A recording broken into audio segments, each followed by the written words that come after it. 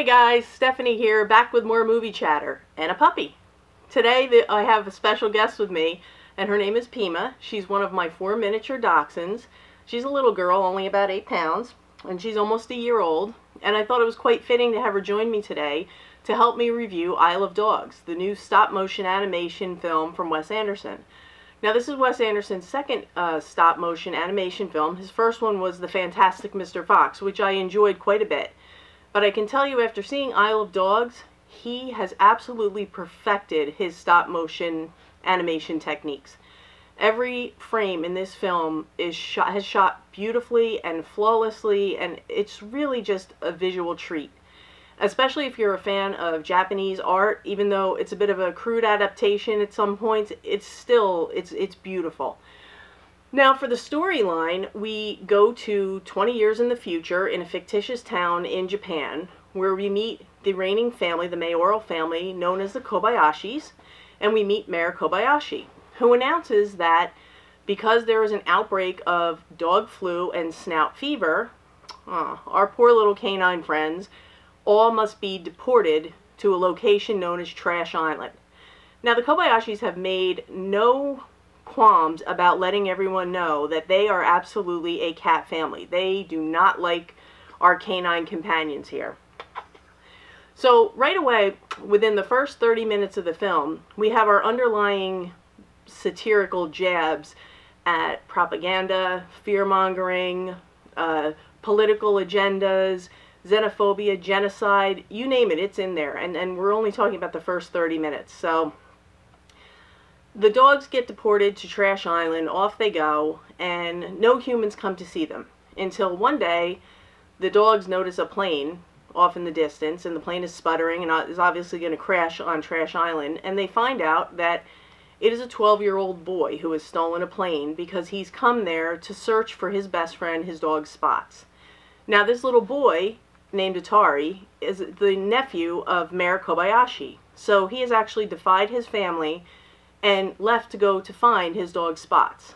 And the dogs rally around, and the dogs have a conversation, because actually the dogs are some of the only people who speak English in the movie. Everyone else speaks Japanese with no subtitles. But because the animation is so awesome, we know through their facial expressions and their mannerisms and their tones pretty much what the conversations are. So that was really another props to the animation quality. So back to our friends here. The dogs decide that they are going to help this little boy because they say that's what canines do. We are loyal to our humans, and we help humans. So there's another message right there, the unwavering loyalty of our dogs. And isn't that why we love them? I mean, isn't that one of a million reasons why we all love our dogs? Are you loyal? She's probably the most loyal dog I've ever had, and I've had a lot of dogs. This one is awesome. So anyway, but I'm a little biased. Anyway, so we're off on this hero's journey, and this boy is searching high and low for his dog with the help of the dogs he's met on the island.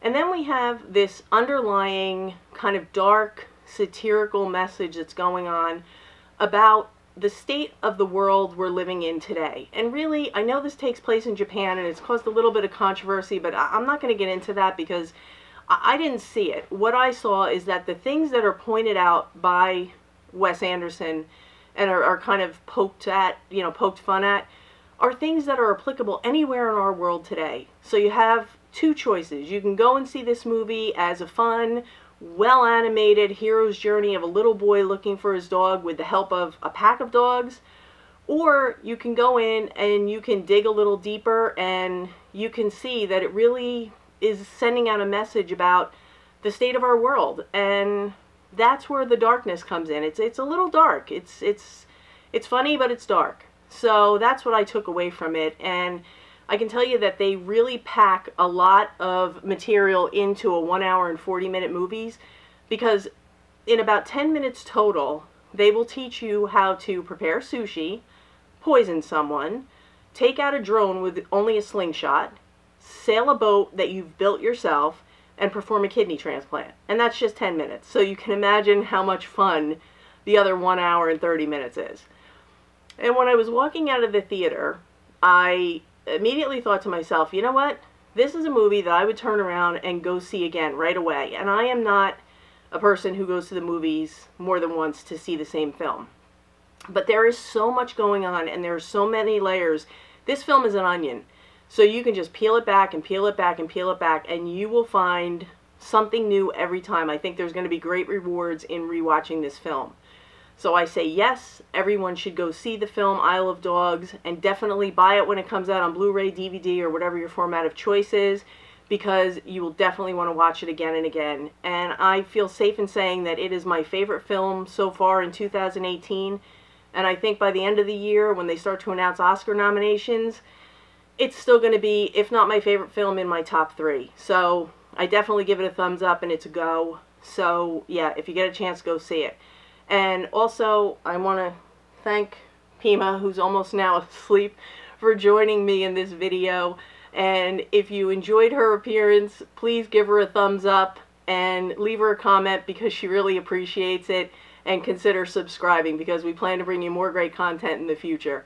I will see you again soon, and that's a wrap.